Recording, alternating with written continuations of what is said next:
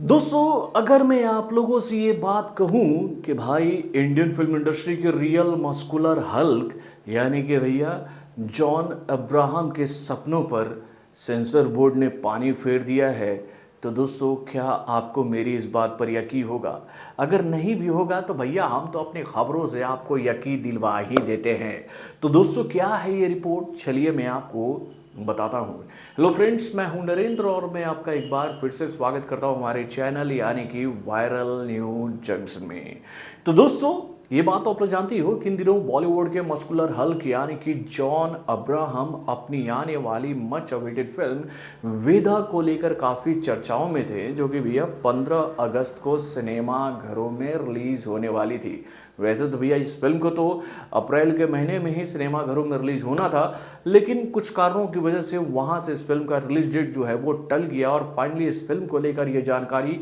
पिछले महीने ही हम लोग के सामने आई थी कि भाई ये फिल्म जो है वो 15 अगस्त को सिनेमा घरों में 101% रिलीज हो जाएगी। लेकिन अब इस फिल्म को लेकर ये जानकारी हम लोग के सामने आ रही है कि भाई अब वेदा का मुकाबला ना तो खेल खेल से होगा, ना ही भाई स्त्री के पार्ट 2 से होगा, और ना ही भाई स्मार्ट शंकर के पार्ट 2 से होगा। यानी कि भैया वेदा के मेकरों ने ये बात बताई है कि भैया उन लोगों ने इस फिल्म के लिए सेंसर बोर्ड के पास में एप्लीकेशन भेजा था कि भाई जल्द से जल्द सेंसर बोर्ड इस फिल्म को क्लियरेंस दे दे कि भैया ये फिल्म सिनेमा घरों में रिलीज होने के लिए पूर्ण रूप से तैयार है। यानी कि भैया सेंसर बोर्ड के सर्टिफिकेट का इंतजार इस फिल्म के मेकरों को बहुत ही बेताबी से था, जिसके लिए उन्होंने 25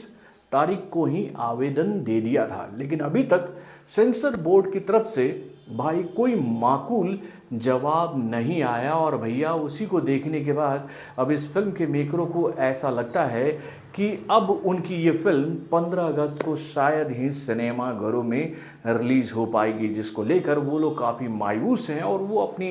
व्यथा जो है वो ऑडियंस को बता रहे हैं कि भैया वो इस फिल्म को सिनेमा घरों में 15 अगस्त को रिलीज करने के लिए पूरी तरह से तैयार थे। लेकिन भाई सेंसर बोर्ड ने उनकी सोच पर ऑलरेडी पानी लगभग फेर दिया है। यानी कि भाई सेंसर बोर्ड की तरफ से जब तक इस फिल्म को क्लियरेंस नहीं मिल पाएगा तब तक ये फिल्म सिनेमा घरों में रिलीज नहीं हो पाएगी। वैसे मैं तो एक बात आप लोगों से कह सकता हूँ कि भाई हो सकता है कि कहानी पीछे की कुछ और हो, क्योंकि भैया उस दिन कई सारी फिल्में सिनेमा घरों में रिलीज हो रही हैं, तो भैया उसकी वजह से तो इनके लिए भी एक गोल्डन चांस हो गया कि भैया इतने बड़ी बड़ी फिल्मों के बीच में, इतनी सारी फिल्मों के बीच में अपनी फिल्म को रिलीज ना करके उनको शायद बेनिफिट मिल जाए, और वो चाह भी रहे हों कि भैया ये फिल्म 15 अगस्त को सिनेमा घरों में रिलीज ना हो। लेकिन भाई